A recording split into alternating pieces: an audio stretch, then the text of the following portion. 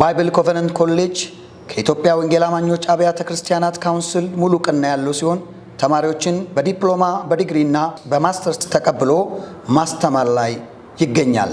ባይብል ኮቨናንት ኮሌጅ በመደበኛና በርቀት እንዲሁም በኦንላይን በአማርኛ በአፋን ኦሮሞና በእንግሊዝኛ ትምህርቶችን ይሰጣል።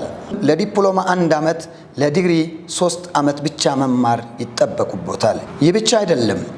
ባይብል ኮቨናንት ኮሌጅ ብዙ የእግዚአብሔር ቃል ሲታጠቁ ክፍያው በጣም የሚያስገርም ነው። ይህም የሆነበት ምክንያት ለብዙ ተማሪዎች የመክፈል አቅም በማገናዘብ ለብዙ ተማሪዎች የመማር ዕድልን በመስጠት ታስቦበት የተደረገ ነው። በባይብል ኮቨናንት ኮሌጅ ከሚሰጡ ትምህርቶች ውስጥ የተወሰኑ እንደሚከተሉት ተጠቅሰዋል። ክርስቶሎጂ፣ የአመራር መርሆች፣ የቤተ ክርስቲያን እድገት ስልት፣ ኒውማቶሎጂ፣ የቤተ ክርስቲያን ታሪክ፣ የአማኝ ስልጣን፣ መጽሐፍ ቅዱሳዊ ቃል ኪዳናት፣ አእምሮ መታደስ፣ ሄርሜኔቲክስ፣ ስካቶሎጂ ናቸው። ዓላማችን መልእክተኞችን ለክርስቶስ ተልኮ ማዘጋጀት ነው። ጸጋ ምንድነው ካልን ጸጋ ሞገስ ነው። ጸጋ ያልተገባን ነገር ነው። ጸጋ ያልተገባን ነገር ማግኘት ማለት ነው። እና ጸጋ ምንድነው? ነፃ ስጦታ ነው። ያልተገባን ነገር በምንም አይነት መልኩ ደግሞ የኛ ልናደርገው የማንችለው ነገር ዲዘርቭም የማይገባንም የማንችለውም ነገር ሲሰጠ ምን ይባላል? ጸጋ ይባላል። መጽሐፍ ቅዱስን ሙሉ በሙሉ ስናይ እግዚአብሔር ከሰው ጋር ባለው ሪሌሽን ህብረት አጠቃላይ የምን ህይወት ነው? የጸጋ ህይወት ነው። እግዚአብሔር በእኛ ህይወት እግዚአብሔርና ሰው ከተባለ በመካከል ላይ ያለው ምንድነው? እሱ አገናኙ ጸጋ ነው። እግዚአብሔር ከአይምሯችን በላይ የሆነ ነገሮችን አድርጎልናል እና እነዚህ ነገሮች 1 2 3 ተብሎ የሚቆጠሩ አይደሉም። አጠቃላይ በህይወታችን ላይ የሆኑት ነገሮች ሁሉ ከአይምሯችን በላይ የሆነ ሊቆጠር የማይችል ደግሞ ሆኖልናል የምንላቸው ነገሮች ሁሉ በእርሱ በጸጋ የተደረጉልን ናቸው። ኢቭን ካፈጣጠራችን ሰው ጋር ከመጣን እግዚአብሔር ብዙ ፍጥረትን ፈጥሯል።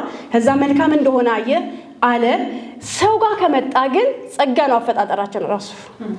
ለምንድን ነው የኛ አፈጣጠር ጋር ስንመጣ እንደ መልኩ አይደለ? ከዛ እንደ ምሳሌው how we deserve እንዴት ይገባናል ፈጣሪን መምሰል ማለት ነው።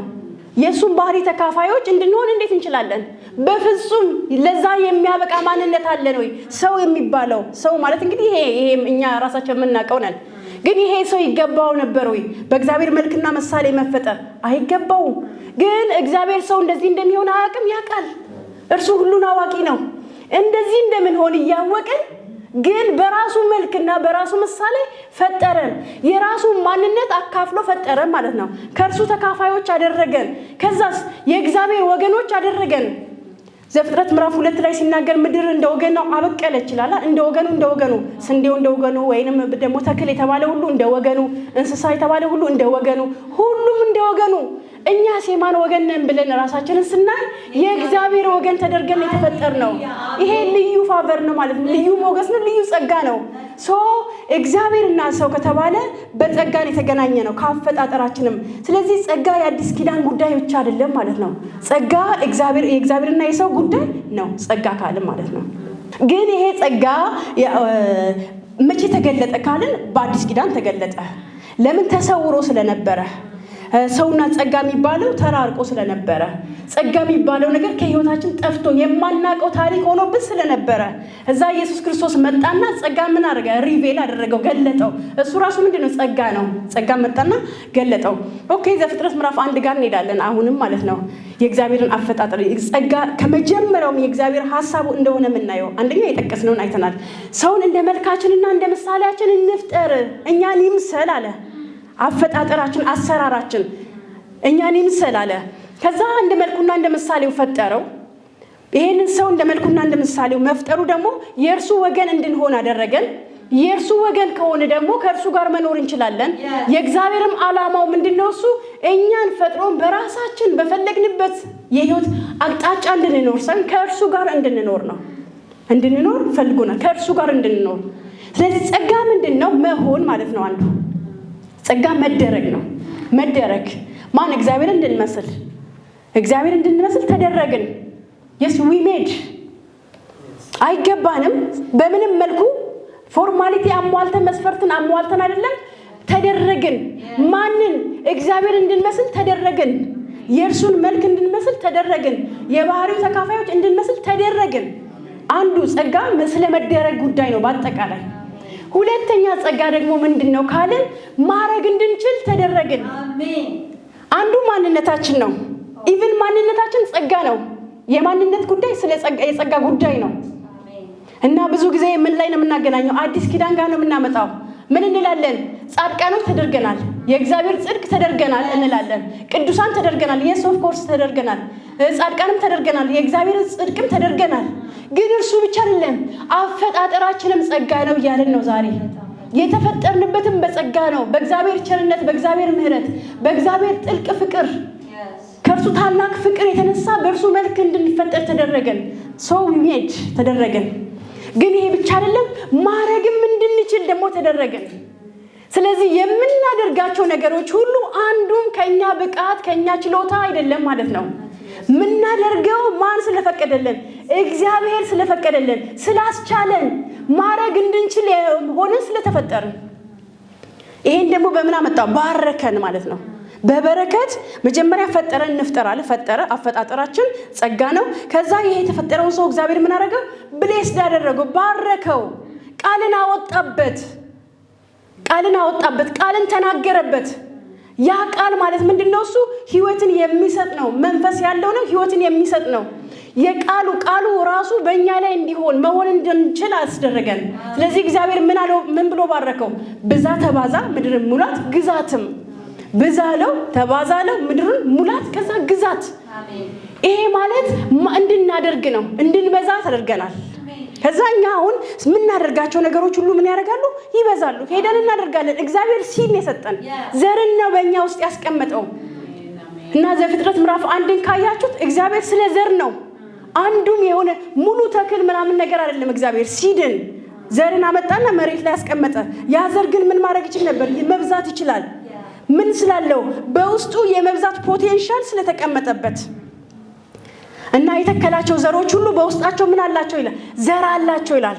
ዘሩ በራሱ እንዲያበዛ ተደረገ። ከዛ ለሰው ልጅም መብል እንዲሆን አድርጎ አስቀመጠ። በውስጣቸው ዘርን አስቀመጠ ይላል። እና ኔቸር አሴሆል ፍጥረት የሚባለው ነገር ራሱን ሪኒው እንዲያደርግ ተደርጎ ነው የተፈጠረው። ራሱን እንዲያድስ፣ ከዛስ ደግሞ ራሱን እንዲያበዛ ተደርጎ ነው የተፈጠረው። እና እኛ ጋር ስንመጣ እንድንባዛ እግዚአብሔር አድርጎናል። አፈጣጠራችን ራሱ ብዙ የሚለውን ነገር ተናግሮብናል። ስለዚህ የምንነካው፣ የምናደርገው፣ የምንሰራው ነገር ሁሉ ይበዛል ማለት ነው። ለምን? ከኛ የተነሳ እኛ ማን ስለሆነ ስለተባረክን። ምን ተብለን? ብዙ ተብለን ስለተባረክን።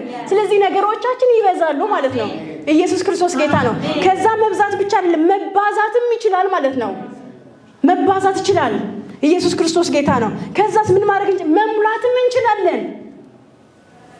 እና መሙላት ለኛ ሳይንስ እንትን አይደለም ማለት ነው። የሆነ ካልኩሌሽን አይደለም ማለት ነው። ማንነታችን ነው። በጸጋ የተቀበልነው ነው። እግዚአብሔር ለዚህ ያደረገን ነው። ከዛስ ሌላው ደግሞ ግዛት፣ ገዢም ተደርገናል። ስለዚህ እንገዛለን። ኤቭሪባዲ ማንም ሰው መግዛት ይችላል። እና የመግዛት ፖቴንሻል አተን ነበር አይደል? እንደውም ሰው የመግዛት ፖቴንሻል ብቻ አይደለም ያጣው፣ ተገዢም ሁሉ ሆኖ ነበር ማለት ነው። ነገሮች ተገልብጠው ነበር። ገዢ ነበርን፣ ከላይ ነበርን። ከዛ ደግሞ ከኃጢአት የተነሳ ሰው ስር ገባ፣ ተገዢ ሆነ ማለት ነው። እዛ ኢየሱስ ክርስቶስ መጣና ግዟት አለ ማለት ነው። ይሄ ግዟት የሚለውን ቃል መልሶ ሰጠን፣ የኛ ያደረገው። ስለዚህ አሁን ወደ መግዛት ማንነታችን መተናል። ስለዚህ መግዛት እንችላለን። ከምን የተነሳ ካልን ከጸጋው። የእግዚአብሔር ጸጋ ምን አድርጎናል? ገዢዎችም አድርጎናል። ከዛ ዘፍጥረት ምዕራፍ 2 ላይ እግዚአብሔር አዳምን ምን አለው? ኤደን ገነትን እንድትጠብቃትና እንድትከባከባት። ስለዚህ ሰው ምን አለው ማለት ነው? አቅም አለው ማለት ነው። ምን የማድረግ? የመጠበቅ፣ የመንከባከብ። የማንን ሀብት ነው የሚጠብቀው? የእግዚአብሔር እኮ ነው። የእግዚአብሔርን ነገር ትጠብቃለህ፣ ትንከባከባለህ። ኢትስ ግሬስ፣ ጸጋ እኮ ነው። እናቃልለዋለን ብዙ ጊዜ አይደል? ቀላል ይመስለናል፣ ግን አይደለም። በጸጋ ነው የተሰጠን። በጸጋ የመጠበቅም የመንከባከብም።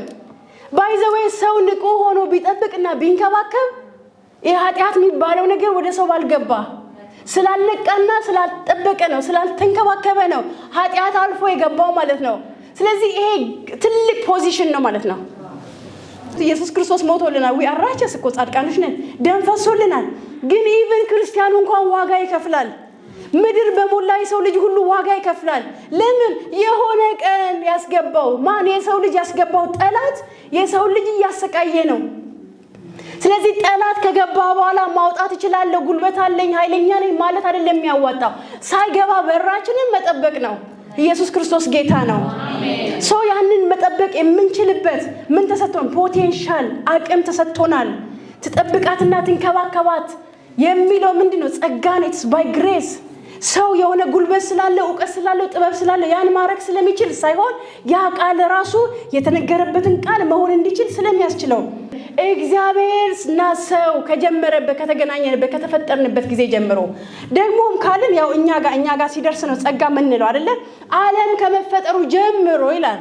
በእግዚአብሔር ልብም በምን ነበር የታሰብነው? በጸጋ ነው የታሰብነው፣ በፍቅር ነው የታሰብነው።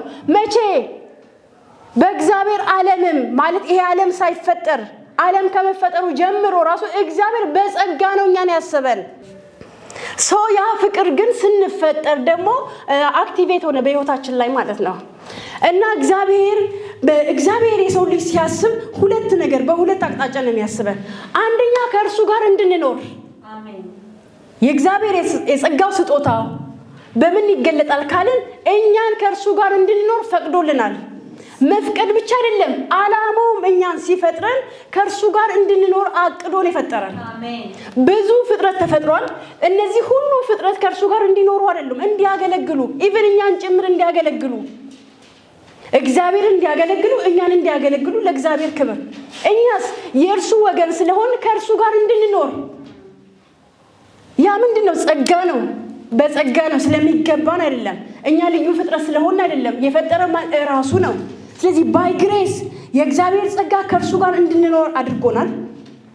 ሁለተኛው ምንድነው? እሱ ከእርሱ ጋር እንድንሰራ አድርጎናል። የእግዚአብሔር ጸጋ ከእርሱ ጋር እንድንኖርና ከእርሱ ጋር እንድንሰራ ዚስ ግሬስ ጸጋ ነው ማለት ነው። ሶ ይሄ አጀንዳው ከዘፍጥረት ጀምሮ ነው ያለው። ሰው የሚባለው ፍጡር ከተፈጠረ ጀምሮ ይሄ ጸጋ ተለቋል። ሶ በኃጢአት ምክንያት ግን ሰው ከዚህ ጸጋ ጎሎ ነበር። የእግዚአብሔር ክብርም ጎሎታል ይላል አይደል? የእግዚአብሔርም ጸጋ ጎሎት ነበር፣ ጸጋ ያጣ ሆኖ ነበረ። እና ኃጢአት ከገባ ጀምሮ ጸጋ የሚለው ነገር አናየውም። ኢቭን አማርኛ መጽሐፍ ቅዱሳችን አንድ ስፍራ ነው ብያቸዋለሁ ጸጋ ብሎ የሚያስገባው ሚልኪያስ ላይ የአዲስ ኪዳን መጽሐፍ ሲዘጋ ነው ጸጋ የሚለው ቃል የሚገባው። ሌላውን እንዳለ ምን ብሎ ነው የሚጠራው? ሞገስ እያለ ነው የሚጠራው። ያው ይገናኛል ቃሉ ሞገስ የሚለው ሐሳብና ግሬስ የሚለው ሐሳብ አንዱን ይተካል። እና ብዙ አይደለም ጸጋ በሚል የተገለጠው። ለምን? ከዛ በኋላ በሰው ህይወት ላይ የእግዚአብሔር ጸጋ እንዳለ ለሰው ልጆች ሁሉ የተገለጠ አልነበረም። እንደ ዕጣ ነው የሚደርሰው። አንድ ጊዜ ኖህ ቤት ይመጣል። ከዛ ደግሞ አብርሃም ወደሚባለው ሰው ይመጣል። ይስሐቅ ወደሚባለው ሰው ይመጣል። ሙሴ ወደሚባለው ሰው ይመጣል። ምን ጸጋ? የእግዚአብሔር ጸጋ ይገለጥላቸዋል። ጌዲዮን ወደሚባለው፣ አስቴር ወደምትባለው ሴት ይመጣላቸዋል እንጂ ለሰዎች ሁሉ የእግዚአብሔር ጸጋ አክቲቭ አልነበረም። ሰው እግዚአብሔር ጸጋን ሆልድ ስላደረገ ሳይሆን ኃጢአት በእግዚአብሔርና በሰው ልጆች መካከል ስለገባ እግዚአብሔርና ሰው ኃጢአት ስለለየ ጸጋን ያጣ ሆኖ ነበር የሰው ልጅ። ብሉይ ኪዳን ሙሉ በሙሉ የጸጋ መጽሐፍ አይመስለንም ማለት ነው። የጸጋ መጽሐፍ አይመስለንም። ግን አብርሃምን ካየነው አብርሃም አመነ እኮ ነው የተባለው። አመነ፣ እምነቱ ምን ሆኖ ተቆጠረለት? ጽድቅ ሆኖ ተቆጠረለት። ዛስ ግሬስ። አብርሃም የትኛው መስፈርቱ ነው ማለት ይሄ የእግዚአብሔር ወራሽ ያደረገው? ኢቭን አሁን እኛ እንኳን የአብርሃምን ወራሽ ተካፋዮች አይደል? በክርስቶስ የሆኑት የማን? የአብርሃምን በረከት ይካፈላሉ፣ ይደርሳቸዋል የተባልነው። ምን አይነት ጸጋ ነው ይሄ? ማን በስራው ነው? በብቃት ነው? በችሎ ምንም ይሄ የሚባል ማንነት የለውም። ማን? አብርሃም። ሰው በአብርሃም ህይወት የሚሆነው ነገር ሁሉ ምንድነው? ጀስት ግሬስ፣ ጸጋ ነው። እነ ዳዊትን ካየናቸው እነ ዳዊት ልዩ ፍጥረት ስለሆኑ ልዩ ብቃት ችሎታ ስላለው ኔቨር አይደለም። አንዱንም ብሉይ ኪዳን ላይ ሄዳችሁ እግዚአብሔር የተጠቀመባቸውን ሰዎች ካያችሁ አንዱም የራሳቸው የሰዎቹ ማንነት አይደለም። ለዛ ነው ሰዎቹ ጌታ የሚያመሰግኑት። ሌሎች ያላገኙትን በሌሎች ሰዎች ህይወት ያልተገለጠው በእነርሱ ህይወት ሲገለጥ ሰው አምላካቸውን ያመሰግናሉ። ጸጋ ስላልተገለጠ ያን ጊዜ ለምን? ከኃጢአት በኋላ ከኃጢአት በኋላ ስላልተገለጠ ጸጋ ተሰውሮ ስለነበረ ጸጋ ራሱ ማነው? ክራይስት ኢየሱስ ክርስቶስ ነው ጸጋ። ሶ ከኃጢአት በፊት ይሄንን ጸጋ እግዚአብሔር ምን አድርጎ አስቀምጦት ነበር? የሕይወት ዛፍ አድርጎ አስቀምጦት ነበረ። የት? ኤደን ገነት ላይ ሰው ሁሉ የሚበላው ያችን የሕይወት ዛፍ ሰው ይበላዋል። ግሬስ የተፈቀደ ነው እንዲህ ፍሪሊ። ያንን ሲበላ ሰው ሕይወትን ይካፈላል፣ በሕይወት ይኖራል። ኦልሬዲ ሕይወት አለው፣ በዛ ሕይወት ይመላለሳል። ሞት የለም፣ በሕይወት ይኖራል፣ ዘላለማዊ ሕይወትን ያገኛል። ነገር ግን ሎ የሆነች የሕግ ምሳሌ የሆነች አንድ ዛፍ ደግሞ ተቀምጣለች። ዛፏ ራሱ ሞት ገዳይ አይደለችም። ልክ የሚገል መድኃኒት ስንወስድ እንደምንሞተው ያቺን ዛፍ የሚበላ ሁሉ የሚሞትበት አይደለም። ግን የምን ምሳሌ ናት? የሕግ ምሳሌ ናት ያቺ ዛፍ። ሰው በኤደን ገነት ያቺም ዛፍ ተቀምጣለች። ሰው በተፈጥሮ ምን ይወዳል? አድርግን ይወዳል። አድርግ አታድርግ፣ ይሄን ካደረክ ይሄ ይገባሃልን ሰው ይወዳል። ይሄን ካላደረክ ደግሞ ይሄን ትቀጣለህ የሚለውን ነገር ሰው ይወዳል። ሰው ጸጋን እንዲሁ ነፃ ስጦታን ትቶ ምን ወሰደ ማለት ነው? ያቺኛው ሕግ ትእዛዝ በውስጧ ምን ያለባት? ሞት ያለባት ያቺ ዛፍ ምንድነው? ከእግዚአብሔር የመለየት ምሳሌ ናት። ያቺን ዛፍ የበላ ሁሉ ከእግዚአብሔር ተለይቶ በራሱ መኖር በራሴ መኖር እችላለሁ ማለት ነው። ባይዘወይ በራሳችን ደግሞ መኖር የምንችል ማንነት የለንም። በቃ አለቀ። ለአፈጣጠራችን ስለሆነ እግዚአብሔር ሲፈጥረን በራሳችን መኖር የምንችል ሰዎች አድርጎ አልፈጠረንም። እኛ የመኖር የምንችለው ከእርሱ ከእግዚአብሔር ጋር ነው። ለምን? የኛ ህይወት ከእርሱ ጋር የተገናኘ ነው። አንድ እናት ባረገዘችበት ጊዜ ልጇ ለ9 ወር ያህል ከእርሷ ጋር ሊኖር ይገባል። ለ9 ወር ያህል። ከዛ ከወጣ በኋላ ግን ምን ይቆረጣል? እትብቱ ይቆረጣል። ከዛ ተለየ። የተወሰነ ጊዜ ነው የምትንከባከበው። ከሆነ ጊዜ በኋላ ልጁ ራሱን በራሱ ማኖር ይችላል። ኢቭን ፋሚሊ ቢያስፈልገው እንኳን ቤተሰብ ቢያስፈልገው እንኳን መኖር ይችላል። ግን የግድ ከእናቱ ጋር መጣበቅ አይጠበቅበትም። መኖር ይችላል። እኛን የሰው ልጆች ካየን ግን ያለ እግዚአብሔር መኖር አንችልም። እግዚአብሔር ሲፈጥር አፈጣጠራችን ከእርሱ ጋር እንድንኖር ተደርገን ነው ምንኖር የፈጠረን። ከዚህ ዓለም በምናገኘው ህይወትን ማግኘት አንችልም። የምናገኘው ከዚህ ዓለም በምናገኘው ነገር የምናገኘው ነገር ናቹራል ላይፍ ነው፣ የተፈጥሮ ህይወት ነው እንጂ ጋድ ካይንድ ኦፍ ላይፍ የእግዚአብሔርን አይነት ህይወት ማግኘት አንችልም። ከእርሱ ጋር ነው የኛን ነገር ያገናኘው ከእርሱ ጋር ነው። ሰው ምን አድርገ? ስለዚህ ያንን ማስቀጠል የምንችልበትን ምን አስቀመጠ ማለት ነው? የህይወት ዛፍን አስቀመጠ እግዚአብሔር። ሰው ግን ምን መረጠ? በራሴ መኖር እችላለሁ አለ ማለት ነው። ያቺን ዛፍ ሲበላ በራሴ መኖር እችላለሁ። ሰው መኖር ደግሞ አንችልም። ስለዚህ ከዛ ከኤደን ገነት ተባረረና ሰው በራሱ መኖር እንዳይችል ተማረ ማለት ነው።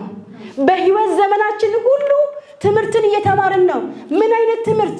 ራሳችንን በራሳችን መኖር የማንችል ሰዎች እንዳልሆን፣ ራሳችንን በራሳችን ማኖር የማንችል ሰዎች እንደሆን ልንማር እግዚአብሔር ከኤደን ገነት አባረረን ማለት ነው። እንድናቀው እንዲገባን ከዛ እሱን እንድንፈልገው በዛ በኤደን ገነት ቢሆን መልሰን ከዛች ከሕይወት ዛፍ እንቀነጥስና እንበላና በዘላለም ሞት ውስጥ ለዘላለም ሰው ይኖራል ማለት ነው። አስቡ፣ መተላለቅ ነው የሚሆነው ማለት ነው። ሰው አይሞትም፣ ለዘላለም ይኖራል። ነገር ግን ከእግዚአብሔር የተለየን ህይወት ይኖራል። ይሄ እግዚአብሔር አጀንዳ አይደለም። እግዚአብሔር እኛን የፈጠረን በምን ስለሆነ? በፍቅር ስለሆነ። ኢየሱስ ክርስቶስ ጌታ ነው። ስለዚህ ስለ ፍቅሩ ያቺን ምን አረጋት? ኤደን ገነትን ዘጋት ይላል። ኤደን ገነትን ዘጋት ስለ ፍቅር። ጸጋ ራሱ ምንድነው? እሱ ፍቅር ማለት ነው። እና ከእርሱ ጋር እንድንኖር ፈጠረን። ኢቭን እስራኤላውያን ምን ይላል? እስራኤላውያንን እኮ ከእግዚአብሔር አፍ በሚወጣ ቃል ሁሉ እንጂ ሰው በእንጀራና በውሃ ብቻ እንደማይኖር ሊያስተምራቸው 40 ዓመት በሙሉ በምን መራቸው? በምድረ በዳ መራቸው። ከእግዚአብሔር አፍ በሚወጣው ቃል እንጂ። እየበሉ እኮ ነው፣ እየጠጡ ነው። እግዚአብሔር ምግብ አላሳጣቸው፣ ውሃ አላሳጣቸውም፣ እየከለላቸው ነው። ሰዎቹ ግን ያ ምግብ ህይወት እንደሚሰጣቸው ያስባሉ። ያ የሚጠጡት ውሃ ህይወት እንደሚሰጣቸው ያስባሉ። ከእግዚአብሔር ዘንድ የሚገኘውን ህይወት አይፈልጉትም። ግባቸው ሁሉ ምንድነው? ምድራዊ ነው። የሚፈልጉት የምድርን ነገር ነው። ሊረዱት አልቻሉም። ሲርባቸው ትንሽዬ ሲርባቸው ይጮሃሉ እግዚአብሔር ላይ ያግረመርማሉ። ኖ እግዚአብሔር እኮ ይሄ እኮ አይደለም አለ። እኔ እናንተን የምፈልገው ከግብጽ ምድር ማውጣችሁ ለዚህ አይደለም፣ እኔን እንድትፈልጉኝ ከኔ ጋር እንድትኖሩ እኔን እንድታመልኩኝ ነው አለ። ሰዎቹ ሊገባቸው አልቻለም። እንደዚህ በታምራት እየመራ የሚያወጣቸውን አምላክ ሊረዱት አልቻሉም። 40 ዓመት በሙሉ ፈጀባቸው። 40 ዓመት በሙሉ ጊዜ ሰጣቸው። ከዛ ከ40 ዓመት በኋላ ነው የገቡት። ያው እንደዛም ሆኖ ሕግን የተሰጣቸው ያንን አምላክ አውቀውት አይደለም። ኢየሱስ ክርስቶስ ሲመጣ ግን ምን አደረገ? ያ ተሰውሮ የነበረው መቼ በብሉይ ኪዳን ተሰውሮ የነበረውን በኃጢአት ምክንያት ተሸፍኖ የነበረውን ጸጋውን ምን አደረገ? ገለጠው። አዲስ ኪዳን የጸጋ መገለጥ ዘመን ነው ማለት የሌለ ጸጋ አይደለም የመጣው የነበረ ጸጋ ግን ምን ሆነ? ተገለጠ። በማን አማካኝነት? በኢየሱስ ክርስቶስ አማካኝነት ተገለጠ። ቲቶ ላይ ሄደን እናነባለን።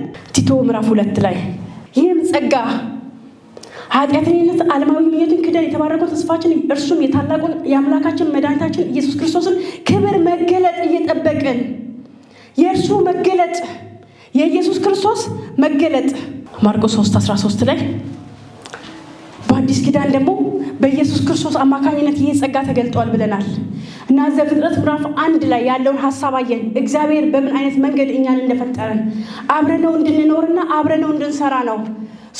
ሰው ግን ከእግዚአብሔር ጋር አብሮ መስራት መኖር አልቻለም ነበር። ለምን? ከጸጋ ጎሎ ስለነበረ ኃጢአት ስለገባ ብለናል። ኢየሱስ ክርስቶስ ኢሚዲየትሊ ሲመጣ በህይወታችን ያደረገው አንዱ ነገር ምንድነው ካለን አብረነው መኖር እንድንችል አደረገን። ኢየሱስ ክርስቶስ ወደ ስፍራችን መለሰን። እንደዚህ ይላል ማርቆስ 3:13 ላይ ወደ ተራራም ወጣ ይላል። ራሱም የወደዳቸውን እነማንን? የወደዳቸውን ወደ እርሱ ጠራ እና ይሄ ክፍል ሲናገር ስለ 12ቱ ሐዋርያት ነው የሚናገረው። ራሱም የወደዳቸውን ወደ እርሱ ጠራ፣ ወደ እርሱም ሄዱ ይላል። እነርሱም ወደ እርሱ ሄዱ ከእርሱም ጋር እንዲኖሩና ለመስበክ እንዲልካቸው ይላል። ኢየሱስ ክርስቶስ ወደ ተራራ ወጣ፣ የወደዳቸውንም ወደ ራሱ ጠራቸው። ዓላማው ምንድነው? ዓላማው የተጠሩበት ዓላማ ምንድነው? ከእርሱ ጋር እንዲኖሩ የመጀመሪያው ዓላማ እግዚአብሔር እኛን የጠራን ከእርሱ ጋር እንድንኖር ነው።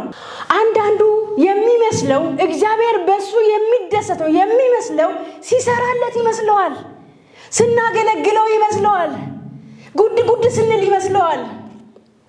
ይህስ ትክክል ነው፣ እንሰራለን፣ እናገለግላለን። ግን ዋናው እርሱ አይደለም። የእግዚአብሔር አጀንዳ በሕይወታችን ላይ እሱ አይደለም።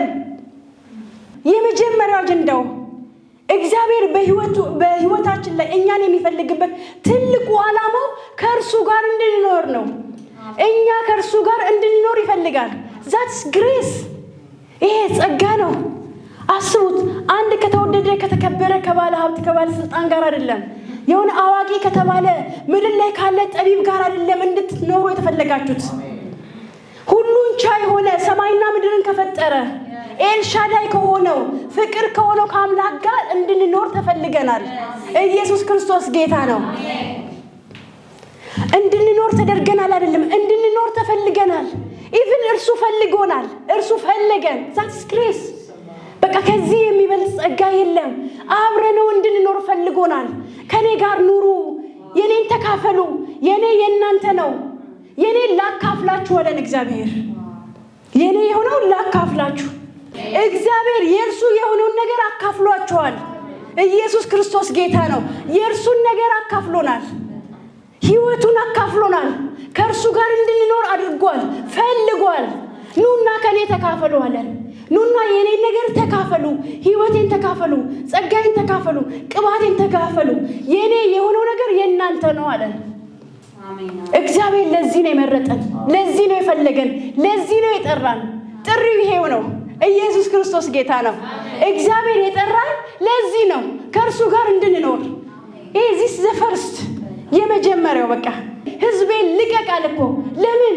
ከእኔን እንዲያመልኩኝ፣ መሰዊያን እንዲሰሩ፣ እንዲሰውልኝ፣ እንዲያመልኩኝ። ያ ማለት አብረነው የምንኖርበት 24 ሰዓት የምንኖርበት ዘመን ይመጣል። እስከዛ ድረስ ግን መቅደስን እንዲሰሩልኝ፣ እኔ እንድመጣ እንዳገኛቸው እንዲሰውልኝ ስሜን እንዲጠሩ አለ እግዚአብሔር። ከዛስ እኔ በመካከላቸው እገኛለሁ፣ እኔ በመካከላቸው አድራለሁ። እነሱ ባሉበት እግዚአብሔር ድንኳኑን የሰራው የማደሪያም ድንኳን ለምን እንደሆነ ታውቃላችሁ? በመካከላቸው ሊያድር። ሰው ምን ስላደረገው? ገፍቶ ስላወጣው እግዚአብሔርን ማለት በኤደን ገነት ሰው እግዚአብሔርን አልፈልግም ስላለ ከዛ አሁንም ስለወደደን ሙታን ሆነ እንዳንጠፋ ጠፍተን እንዳንቀር ሌላ ኦፕሽን እንደገና እድልን ሰጥቶ ለምን ከኤደን ገነት አውጥቶ ከዛ መንገድን ዘርግቶልን አዳኝን ልኮልን እስከዛስ አዳኙ እስኪመጣ የሚያድነን እርሱ ጌታ እግዚአብሔር በልባችን እስኪያድር ድረስ ምን ይሁን ሰው? እኔ በመካከላችሁ አድራለሁ አለ።